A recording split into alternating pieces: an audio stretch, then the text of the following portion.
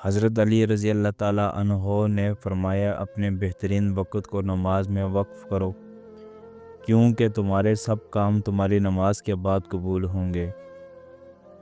میں نے اپنی اوقات کو بڑے قریب سے دیکھا تو پتہ چلا کہ صرف چند سانسیں ہیں، اور وہ بھی رب العزت کی محتاج ہیں۔ وہ خیالات جو تمہیں کمزور کر دیں انہیں سوچنا ہی چھوڑ دو۔ انسان کی ہر سانس اسے موت کی طرف لے جا رہی ہے، اور وہ سمجھتا ہے کہ وہ جی رہا ہے۔ رشتوں میں خرابی دو وجہ سے ہوتی ہے: جب کسی انسان کے لیے آپ ہر وقت دستیاب رہتے ہیں، دوسری وجہ آپ لوگوں کو ان کی اوقات سے زیادہ عزت دیتے ہیں۔ سورہ یوسف ہمیں بتا رہی ہے کہ صبر کرنے والے لوگ انشاءاللہ خوبصورت اختتام پائیں گے۔ جیسا مرد ہوگا اسے ویسی ہی عورت ملے گی، یہ قرآن مجید کہتا ہے۔ آپ کا خوش رہنا آپ ہی آپ کا برا چاہنے والوں کے لیے سب سے بڑی سزا ہے۔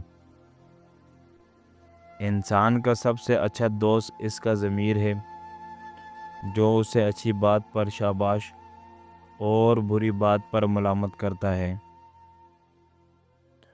ہر بار برداشت کرنا اور مسکرا کر آگے بڑھ جانا ممکن نہیں ہوتا۔ کئی بار انسان بہت زیادہ بکھر جاتا ہے۔ کچھ سوالات کے جوابات صرف وقت دیتا ہے، اور جو جواب وقت دیتا ہے وہ لاجواب ہوتے ہیں۔ اللہ حاصل خواہشیں، ادھورے قصے، نامکمل خواب، یہ کچھ بھی ممکن نہیں رہتا جب تک بات تہجد کی دعاؤں پہ آتی ہے۔ پھر ایک روز تم ان تمام خوفناک راہوں کے بند ہو جانے پر شکر ادا کرو گے جن پر چلنے کے لیے تم بضد تھے، اور اللہ تعالیٰ نے تمہیں روک لیا تھا۔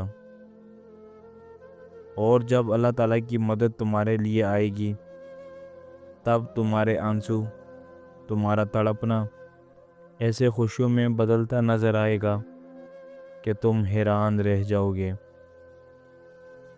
سمندر کا پانی بہت نمکین اور کڑوا ہوتا ہے، مگر وہ وحدت سے بخارات بن کر آسمان کی جانب اٹھتا ہے، اور پھر پاکیزہ اور میٹھی بارش بن کر زمین پر واپس آتا ہے۔ اس دل کو بھی کبھی آسمان کی جانب لے چلو اور دیکھو کہ یہ کیا بن کر لوٹتا ہے۔ ایک بار جب یہ آنسو اللہ کے حضور بہنے لگتے ہیں اور یہ ہاتھ اس کے سامنے مانگنے کے لیے اٹھتے ہیں، تو پھر اللہ تعالیٰ نہ ان ہاتھوں کو لوگوں کے سامنے پھیلنے دیتا ہے، نہ ان آنکھوں کو کسی کے سامنے نم ہونے دیتا ہے۔